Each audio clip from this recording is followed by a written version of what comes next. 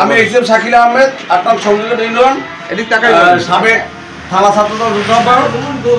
আমরা এই অফিস পুরায় গত 2 দিন আগে 3 দিন আগে আমাদের যাইতে বিলম্ব হওয়ায় কে বা কাহারা মামলা করছে এই ব্যাপারে আমাদের অবগত নাই। আমরা যে মামলাটা করছি এখানে আছে, এটা থানায় আমলে নেয় নাই। আমরা এটা আমলে চাই, যেহেতু আমাদের ইউনিয়নের ব্যাপার, ৮ নং সংযোগের ইউনিয়নের ব্যাপার, অন্য ইউনিয়নের কেউ বাদী হবে, এটা আমরা আপনাদের কাছে আবেদন করছি। কেন হইল?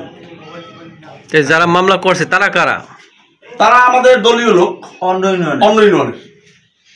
আমরা এই ব্যাপারে কিছুই জানি না। আপনার নাম কি ভাই? আমার নাম রাশেদ খান মুন্না, সাবেক যুবদলের সাংগঠনিক সম্পাদক সংযোগের ইউনিয়ন। আচ্ছা, আপনার ইউনিয়ন আমরা চাই যে আমাদের ইউনিয়নের ব্যাপার আমরা দেখি। ব্যাপারটা অনেকে এই কেসটার ব্যাপারে যারা থানায় অভিযোগ করছে তারা আমাদের কাছে কিছু না জানেই এইগুলো করছে।